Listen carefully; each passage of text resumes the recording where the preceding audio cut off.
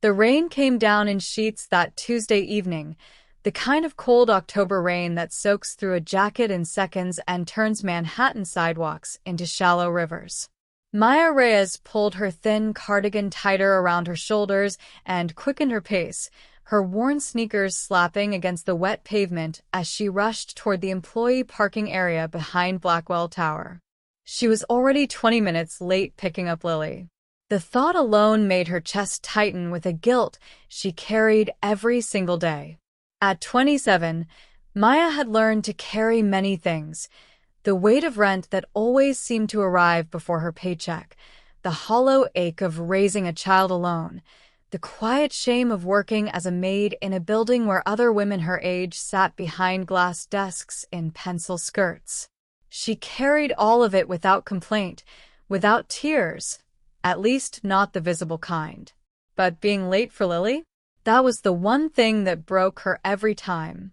She'd been working a double shift at Blackwell Tower, the gleaming 50-story headquarters of Blackwell Enterprises, owned by the man the tabloids called the Ice King of Manhattan.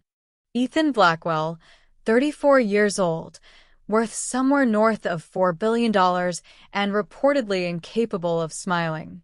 Maya had worked in this building for 8 months and had seen him exactly 4 times.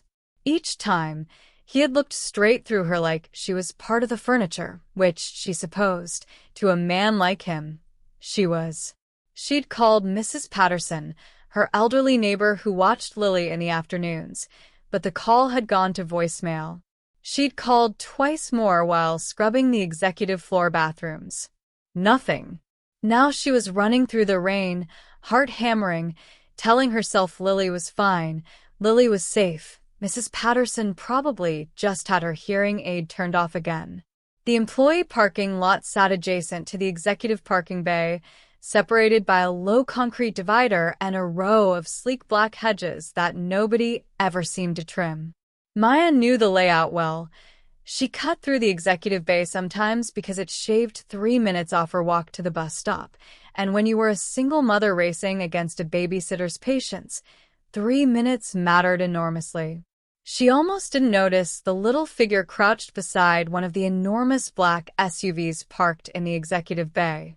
Almost. Lily. The word came out before Maya's brain had fully processed what her eyes were seeing. But it was her daughter. Of course it was her daughter.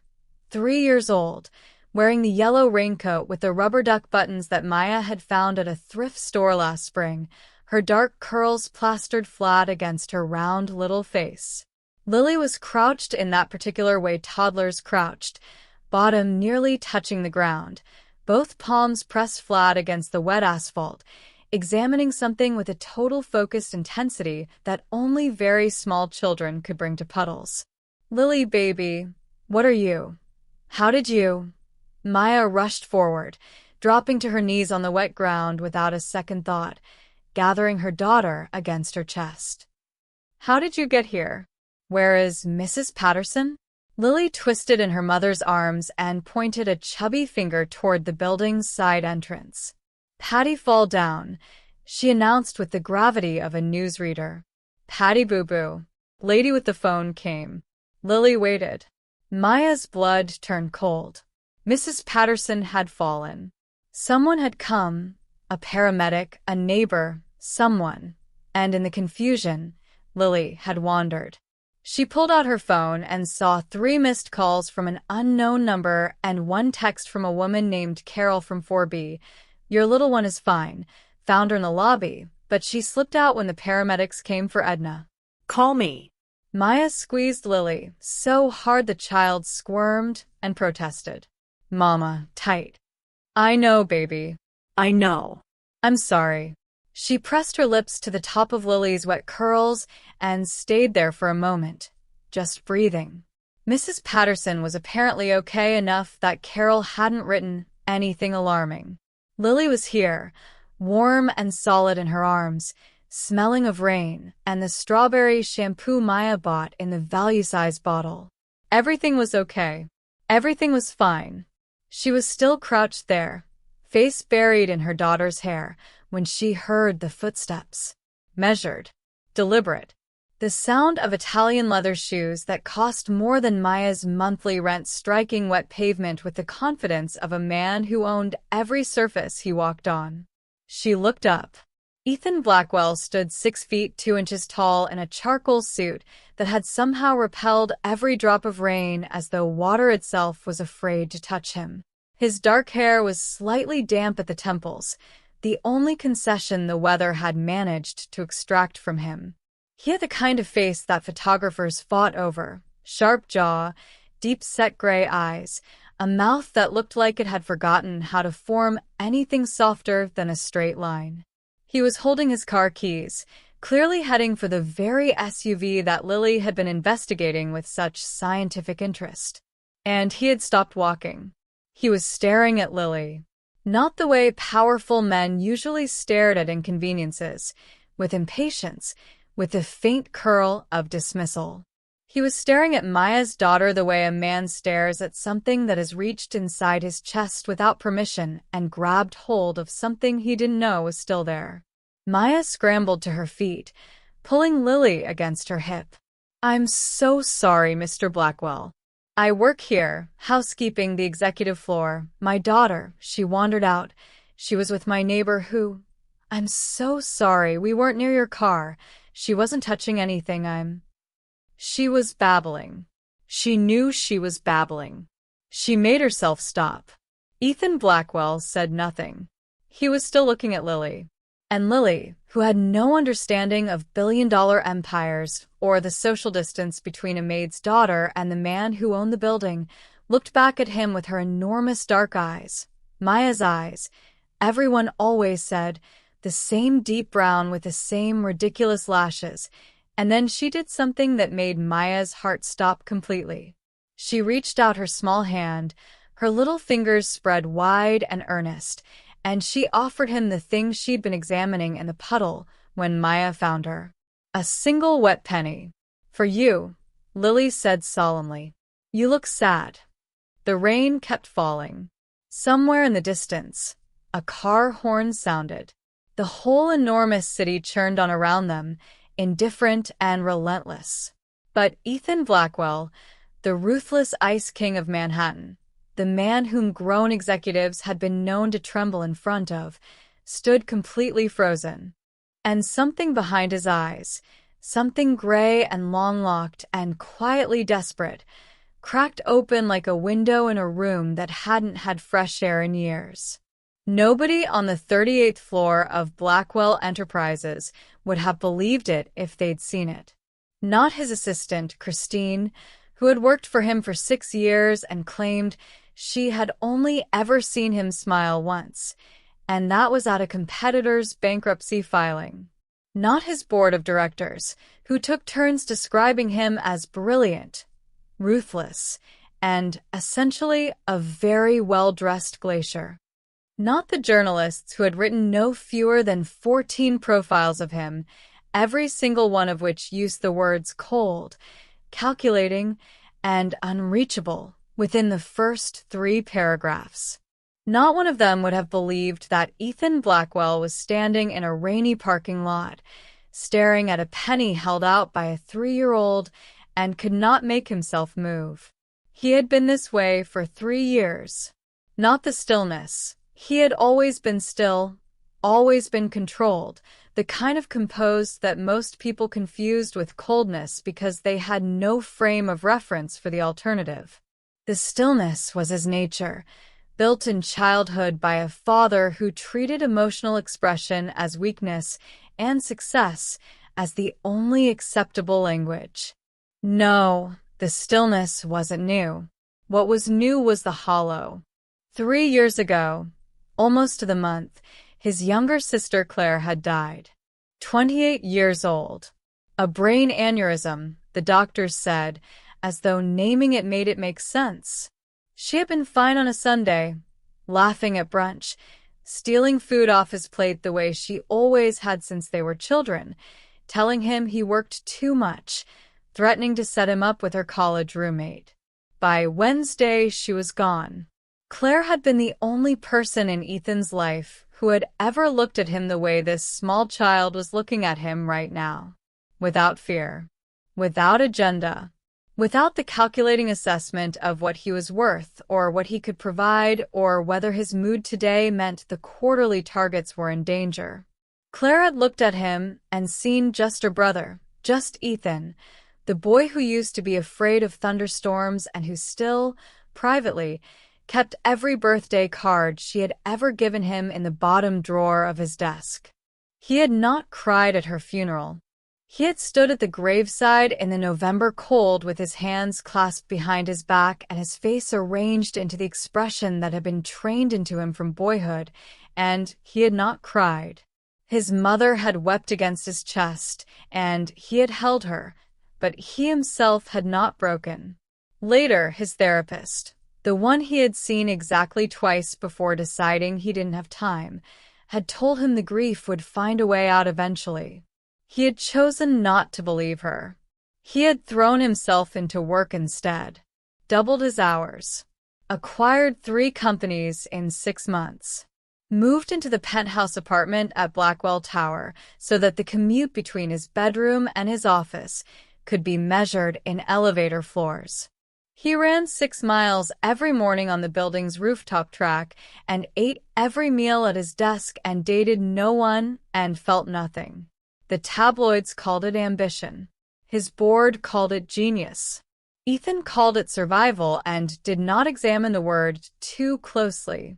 And now here was this child, this small, soaking wet child in a yellow raincoat with rubber duck buttons, holding out a penny with both hands the way you might offer a gift to a king, telling him he looked sad with the simple, devastating accuracy that only the very young and the very wise ever managed. He looked at her face. His throat closed. She had dark curls and enormous dark eyes with lashes that seemed almost too long to be real, and she was looking at him with an expression of pure, uncomplicated concern that nobody in 3 years, nobody in longer than that, had aimed at him without something underneath it, without need or pity or performance. She just thought he looked sad. And she had a penny. And in her small, perfect logic, those 2 facts connected into an obvious solution. He heard the mother's voice as if from a distance. She was apologizing, too many words, too fast, the particular cadence of someone who is afraid and trying not to show it. He registered her peripherally. Young, early to mid-20s, dark hair pulled back, wearing a cardigan that was wholly inadequate for this rain, holding the child against her hip with the automatic security of a woman who had been doing that for 3 years and would do it for 30 more without thinking twice. He had seen her before. He knew this without knowing how he knew it, the way you know a face you've passed in the same hallway 100 times without ever stopping to look directly at it. She worked in the building. Housekeeping. He remembered a flash of her once at the end of the executive corridor, cart beside her, head down, moving with the efficient invisibility that the building service staff had clearly been trained to project. He had walked past her without acknowledgement, as he walked past all of them. He was not proud of this.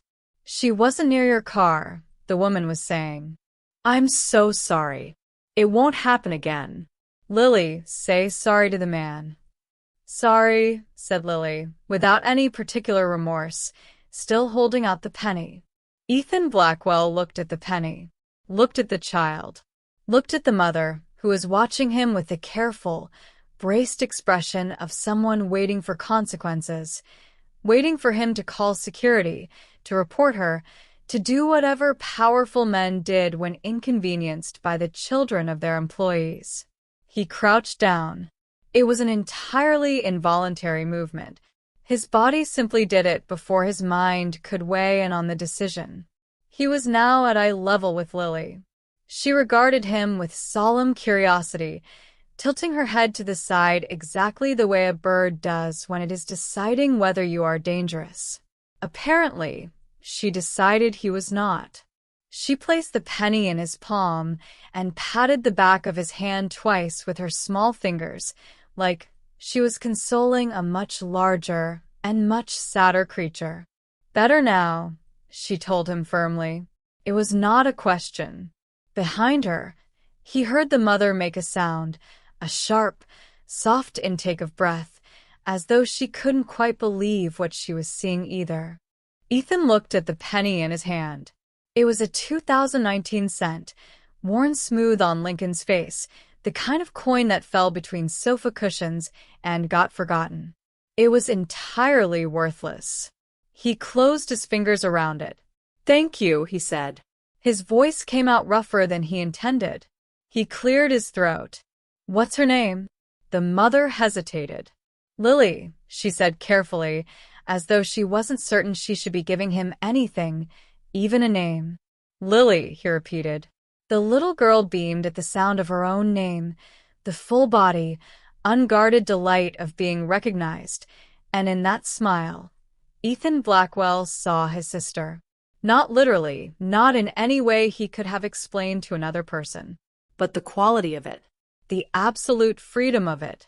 The way it gave itself with no thought of what it might get in return. He stood. His expression, to any outside observer, had not changed. His face had resumed its usual composed arrangement. But inside his chest, in the space where the hollow had been, something small and irreversible had shifted. He looked at the mother, really looked at her, for perhaps the first time in 8 months of passing each other in the same building, and said, "You should both get out of the rain." Then he turned and got into his car. He sat in the driver's seat for a long moment before starting the engine. In his closed fist, the penny pressed its small circle into his palm. He didn't open his hand for the entire drive home. Maya didn't sleep that night. This was not unusual. She rarely slept fully, the way she'd slept before Lily was born, the long, unconscious falls into darkness that young women without responsibilities took entirely for granted. Sleep now was a negotiation. 3 hours here, 90 minutes there, one eye always metaphorically open, tuned to the particular frequency of her daughter's breathing through the thin wall between their rooms. But tonight the sleeplessness had a different quality. Tonight, it wasn't worry keeping her awake, at least not the ordinary kind. Tonight her mind kept returning to the parking lot, to the look on Ethan Blackwell's face when Lily held out that penny. She had worked for a lot of wealthy people in her life. Before Blackwell Tower, she had cleaned houses for a rotating roster of Upper East Side families who had been uniformly pleasant in the absent, interchangeable way of people who had never had to think too carefully about the people who cleaned their bathrooms. She had worked hotel banquet halls and corporate offices and once, memorably, the vacation home of a semi-famous television personality who had left a generous tip and a handwritten note that Maya had kept for an embarrassingly long time because it was the first time anyone in that world had ever written her name. She knew how wealthy men looked at inconveniences.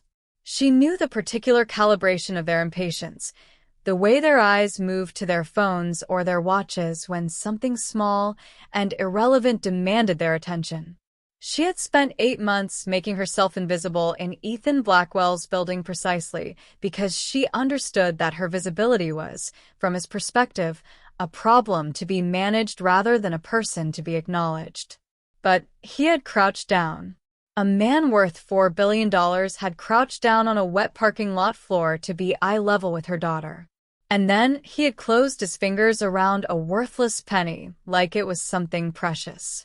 Maya pressed her face into her pillow and told herself it meant nothing. Rich people did unexpected things sometimes. It was an anomaly.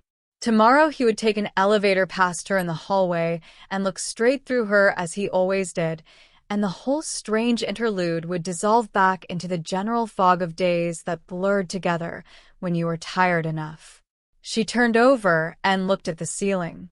The apartment was small, 2 rooms in a building in the Bronx that was charming in the way that translated to drafty windows and one reliable burner on the stove. The walls were thin enough that she could hear Mr. Okonkwo upstairs watching late-night television, the canned laughter drifting down through the plaster. She had done what she could with the space.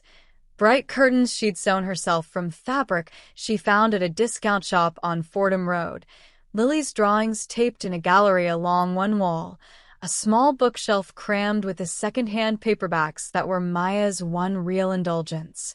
She had grown up poor. Not the romantic kind of poor that got written about in memoirs, the grinding kind, the kind where making it work wasn't a lifestyle philosophy but a daily emergency.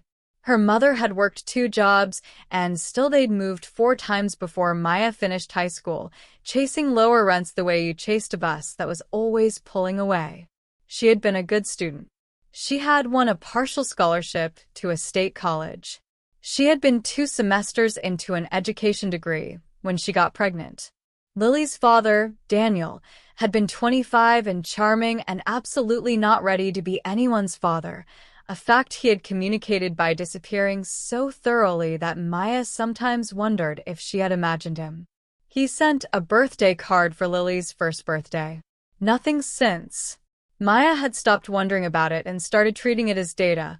She was on her own, and being on her own meant making choices that the women in her college classes, the ones with safety nets and parents who answered their phones, did not have to make. She had dropped out. She had gotten her cleaning certification. She had built a life that was small but was hers, and she had done it with a ferocity of love for her daughter that she suspected was the only thing that had kept her from drowning in any of the harder moments. Lily was worth every moment of it. This was the thing that Maya needed outsiders to understand, the thing she could never find the right words for. Not that her life was hard, but that it was also, somehow, the most abundant life she had ever imagined. Lily woke up every morning like the day was a gift she couldn't wait to unwrap. She narrated everything. She had strong opinions about colors. Purple was for queens, she had decided at some point, and this was non-negotiable, and deep philosophical convictions about which animals were the nicest, ducks, followed closely by cows. She said, "I love you, Mama," with such frequency and such total sincerity that Maya sometimes had to look away because the fullness of it was almost too much to hold. Giving Ethan Blackwell a penny. Telling him he looked sad. Maya shook her head in the dark, smiling despite herself. That was Lily entirely, the complete absence of social calibration, the total democracy of her compassion. To Lily, a sad person was a sad person, and a sad person needed a penny and a pat on the hand, regardless of their net worth. She wondered what had made him look sad. She had spent 8 months not thinking about Ethan Blackwell as a person. He was an employer, an environment, a fact of her working life. But now she found herself wondering. Grief did something specific to a person's face if you knew how to look for it. Maya knew how to look for it. She had seen it in her own mirror for years after her mother died. The year Lily turned 1, the worst year of her life, the year she learned that you could survive things you had been certain would kill you. Whatever Ethan Blackwell carried, it was heavy. She had seen that much. She finally fell asleep somewhere around 2 in the morning and dreamed of nothing. The next morning, Lily woke her at 6 by climbing onto the bed and pressing both palms against Maya's cheeks in the specific way she had invented to check if her mother was awake. Mama. Mama. Mama. Pancakes. Maya opened her eyes. Her daughter's face was 6 inches from hers, dark eyes enormous and hopeful, a small smear of something, crayon? Jam? A mystery, on her left cheek. Pancakes, Maya agreed. And the day began, as all their days began, in the small kitchen with the one reliable burner, making something warm from almost nothing. 3 days passed. Maya scrubbed floors and cleaned glass and restocked executive bathroom amenities and told herself she was not thinking about the parking lot.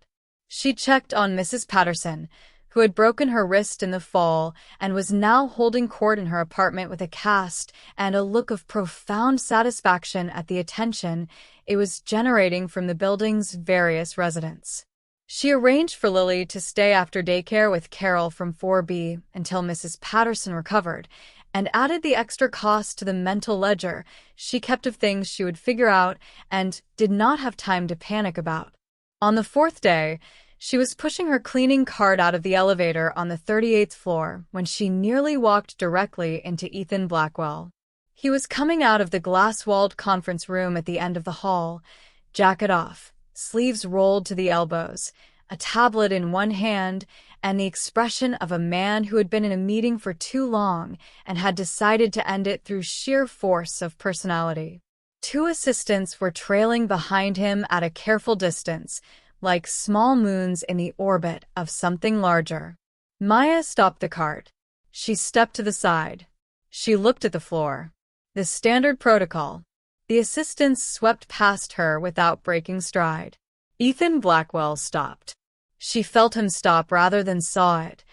The change in the air, the way the particular energy of his forward motion simply ceased, and she looked up because it was instinct when something unexpected happened, even when the safer choice was to keep your eyes down. He was looking at her with an expression she couldn't immediately read. Not unkind. Not the laser beam impatience she had braced for. Something more searching than that, more careful, as though he were trying to work something out. Maya Reyes, he said. The sound of her name in his voice, her full name, her actual name, not you or housekeeping, was so unexpected that for a moment she simply stared at him. Yes, she said. And then, recovering, Sir. Mrs. Patterson, he said. Your neighbor. She's recovering. Maya blinked. He knew about Mrs. Patterson, which meant he knew about what had happened in the parking lot in more detail than she'd realized. He'd done some looking, or someone had. The thought made her feel simultaneously exposed and, inexplicably, something else she couldn't name. Her wrist, Maya said carefully. She'll be fine. It'll take a few weeks. He nodded. He seemed to be deciding something. Behind him, down the hall, one of the assistants had noticed he'd stopped and was hovering uncertainly, the tablet pressed against her chest. Lily, he said. Something in Maya's chest pulled tight protectively. She's fine. She's at daycare. I know she's fine. He paused. And then, with the particular difficulty of a man who is not accustomed to saying things he hadn't planned and pre-approved, I wanted to ask how she was. Maya looked at him. He held her gaze with that gray-eyed steadiness that she suspected he deployed everywhere, in boardrooms and across negotiating tables, and she searched it for condescension or performance and found neither. He genuinely wanted to know. She's 3, Maya said. She's wonderful. She finds pennies in parking lots and gives them to strangers. Something moved across his face. Not quite a smile. His face didn't seem to know the full geography of smiling anymore, but the suggestion of one. A shadow of warmth, the way clouds sometimes let through light without actually parting. How long have you worked here? He asked. 8 months. She kept her voice neutral. She was aware this conversation was unprecedented. She was aware the assistant down the hall had now sent a look to the other assistant that was clearly a conversation in itself. I should have known your name before now, he said. It wasn't an apology. It was stated as a fact, the way he would have stated an error in a quarterly report. Something that had happened, that should not have happened, that he was now noting for the record. Maya didn't know what to say to that, so she said nothing. He reached into his jacket pocket. For a bewildering moment she thought, but no. He held out a business card. Plain white, understated, just his name and a number in clean black type. Mrs. Patterson will need time to recover, he said. Childcare is expensive when your regular arrangement is disrupted. There's a family services coordinator on our HR team. She works with employees on exactly these kinds of situations. Call her. A pause. Tell her I referred you. Maya looked at the card. She looked at him. Mr. Blackwell, she said slowly. You don't have to. I know I don't have to. He said it without heat, without dismissiveness. I'm choosing to.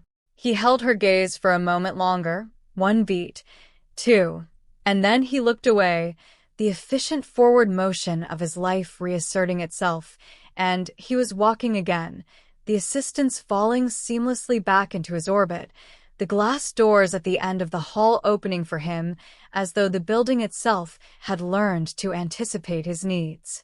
Maya stood with the card in her hand. Her cart sat beside her, unglamorous and entirely itself. Down the hall, the faint sound of another meeting starting up, voices overlapping, the business of enormous wealth conducting itself in climate-controlled rooms. She looked at the card again, put it in her pocket. She didn't call the family services coordinator that day, or the next. She turned the card over in her fingers every time she changed her scrub pants and put her hand in the pocket and felt it there. She didn't know why she was hesitating. Practical help was practical help. She needed practical help.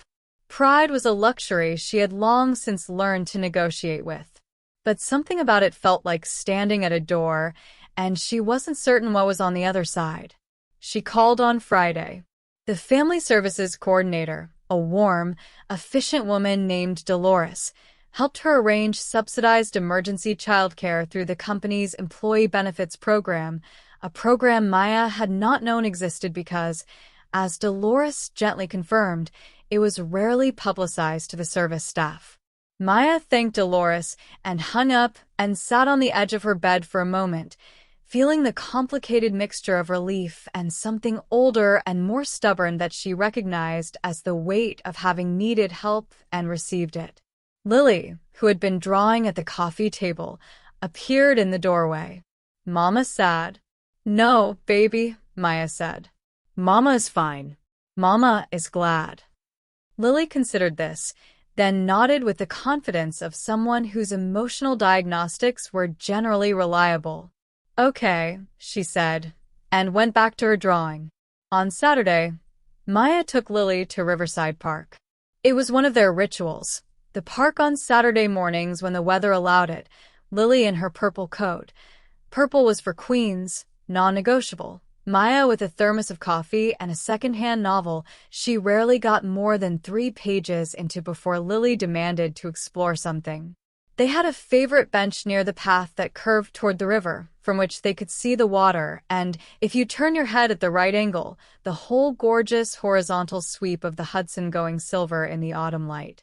It was from this bench that Maya looked up from her 3 pages of novel and saw Ethan Blackwell. He was running. Or rather, he had been running. She could see that from the set of his breathing and the faint flush across his sharp cheekbones, and had stopped on the path approximately 20 feet away and was looking at Lily with an expression of pure arrested surprise, as though the universe had placed her there as some kind of deliberate message. Lily was feeding the pigeons. She did not have bread. She had found on the ground a single goldfish cracker of uncertain provenance, and she was breaking it into pieces with the painstaking solemnity of a surgeon and distributing the microscopic fragments to an audience of approximately 11 pigeons who were humoring her elaborate ceremony. Maya stood up. "Mr. Blackwell." He looked at her.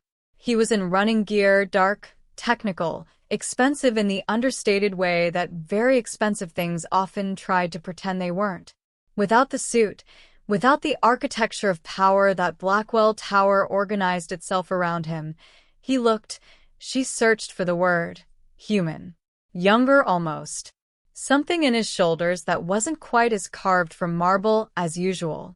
"I didn't know you came here," he said. "We come most Saturdays."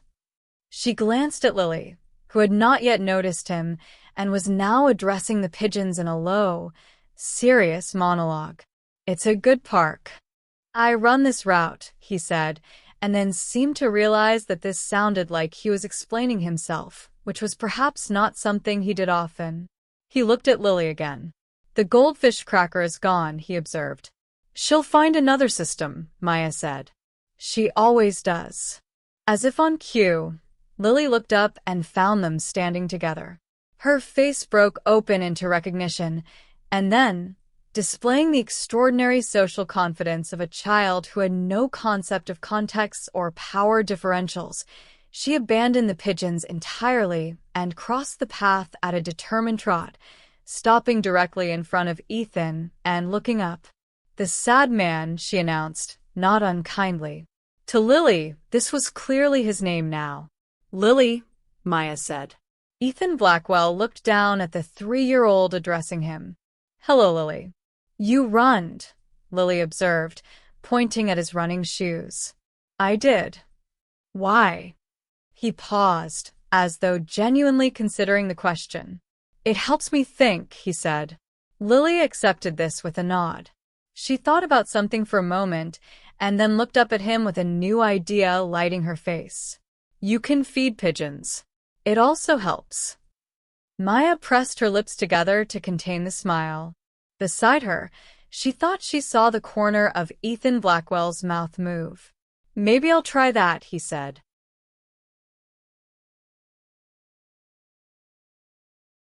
What happened next could only have happened because of Lily, and only because Lily existed in the world at a frequency of kindness that adults had mostly, through the slow erosion of disappointment, forgotten how to maintain.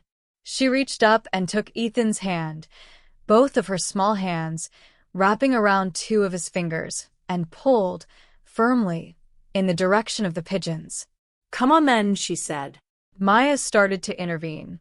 "Lily, he doesn't have to." "It's all right," Ethan said. He was being guided by a 3-year-old across a park path to feed non-existent breadcrumbs to pigeons, and he was allowing it, and the look on his face, unguarded in the clear Saturday morning light, stripped of the boardroom composure, stripped of the carefully maintained ice, was something Maya was not prepared for. Because what was underneath, what 3 years of grief and overwork had been covering like snow over a landscape, was simply a person. A person who had been sad for a long time in a silence nobody had known how to fill. She watched him crouch beside her daughter and listen with apparent seriousness to her pigeon feeding instructions, and something in her chest moved in a way that she filed quickly under categories she was not yet ready to examine. They stayed in the park for 40 minutes. He bought them hot chocolate from the cart near the entrance, 3 cups, 1 for each of them, because Lily had announced she wanted the same as the grown-ups, and he had not questioned this at all. He and Maya sat on her bench, and Lily climbed between them and drank her hot chocolate with both hands and explained, at length, her theory that the biggest pigeon was actually the leader and the others did what it said. He listened. He asked follow-up questions. He was thoughtful and attentive and entirely unlike what 40 minutes in a park with the CEO of a $4 billion company should have felt like. "I lost my sister," he said, at one point, very quietly, while Lily had climbed down to investigate a dog on a leash. It was not a non sequitur. It was an answer to a question the morning had been slowly building toward. 3 years ago. She was a lot like Lily. Maya was quiet for a moment. "I'm sorry," she said. And she meant it in the specific, weight-bearing way of a person who knew what loss actually cost. He nodded, looked at the river. "She gave me a penny once," he said, almost to himself. "When I was about 14. I'd had a terrible week and I didn't want to talk about it, and she just walked up and put a penny on my pillow and left. She said it was for luck." He paused. "I still have it." Maya looked at him. She didn't say anything because some things said themselves better in silence. Lily came running back. November arrived and settled over the city, like a held breath. In the 6 weeks that followed the Saturday in the park, something shifted in the architecture of Maya's days. Not dramatically, not in the sweeping way of movies or the breathless way of the romance novels she sometimes read in the 3 pages she managed before Lily needed something. It shifted in the quiet, accumulative way that real things change, slowly, and then all at once. Ethan had coffee sent to the executive floor's housekeeping station one morning. Just dark coffee in a proper thermos. No note. Nothing that could be called anything specific. The next week, Christine, his assistant, had appeared at Maya's cart and informed her with professional briskness that her hourly rate had been reclassified upward, the result of a building-wide compensation review that had recently been completed. Maya had no idea if there had been a building-wide compensation review. She suspected there had not. She had cried about it later in the supply closet, very quietly, then washed her face and gotten back to work. Lily's emergency childcare arrangement through Dolores had been extended into a proper subsidized program that would run until Mrs. Patterson's wrist was fully healed.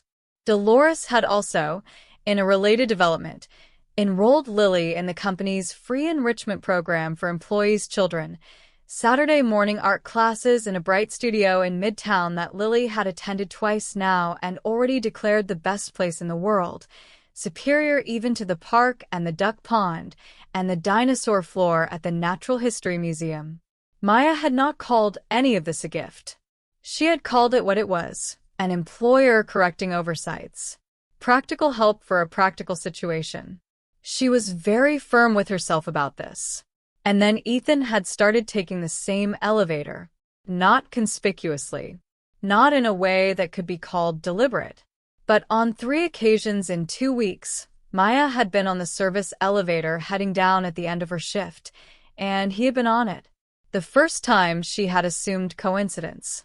The second time, she had felt the air in the small metal box change in a way she wasn't ready to think about. The third time, Lily had been with her. She'd had to bring her daughter for the last hour of her shift when the enrichment class ended early, and Lily had said, "Sad man," with the delight of seeing a regular character in a beloved show, and Ethan Blackwell had laughed.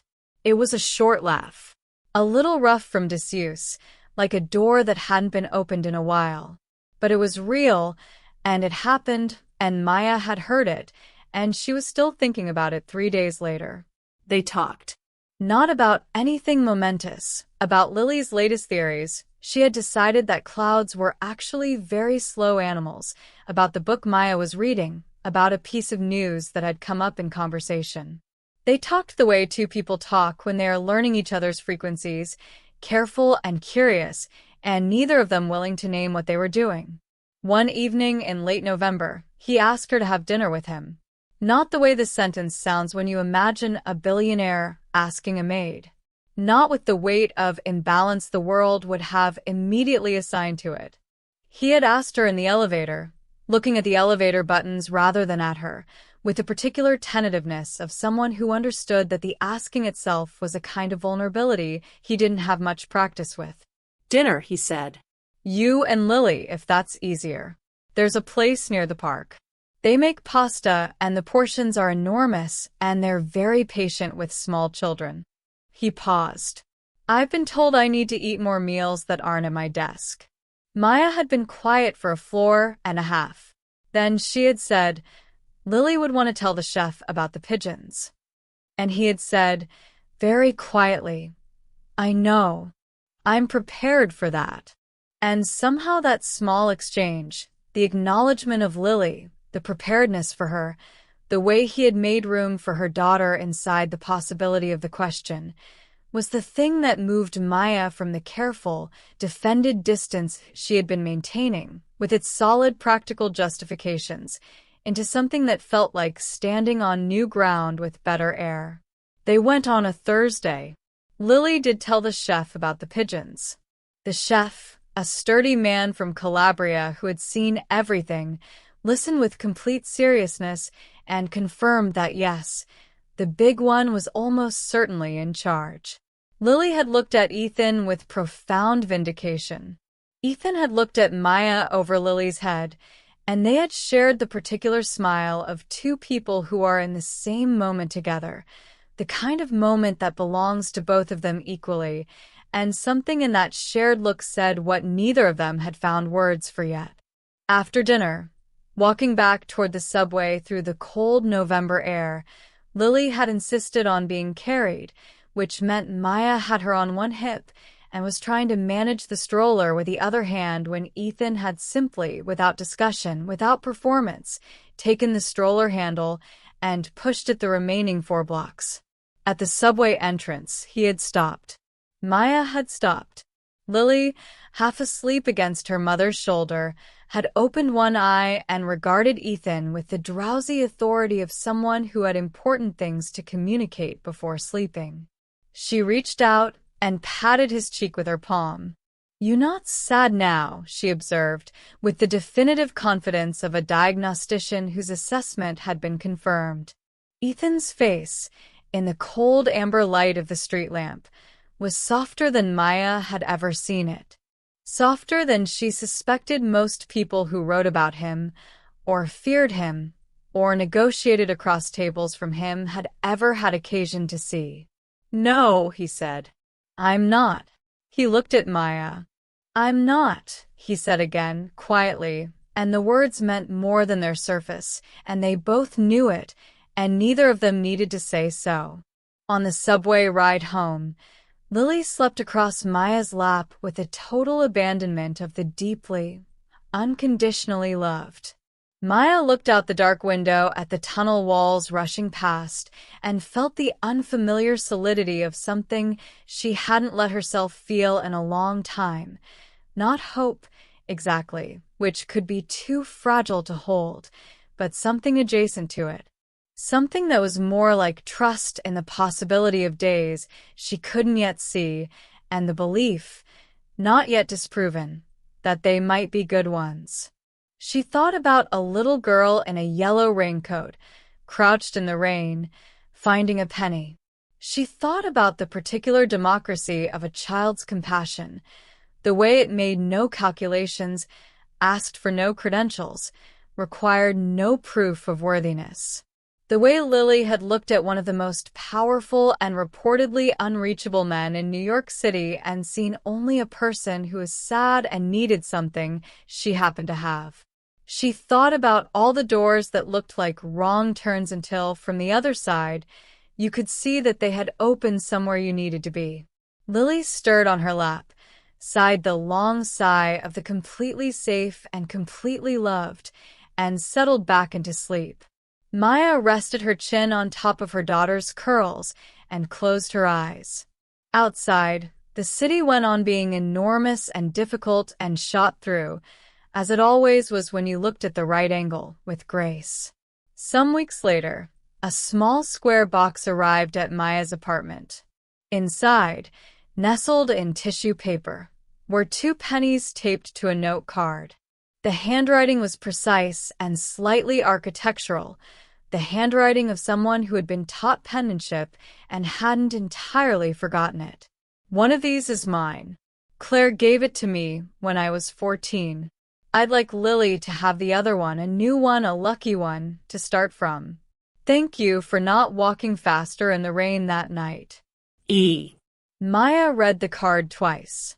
She set it on the bookshelf between 2 paperbacks where she would see it every day.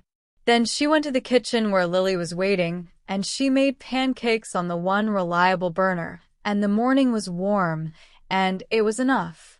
It was, in fact, more than enough. It was everything. The end.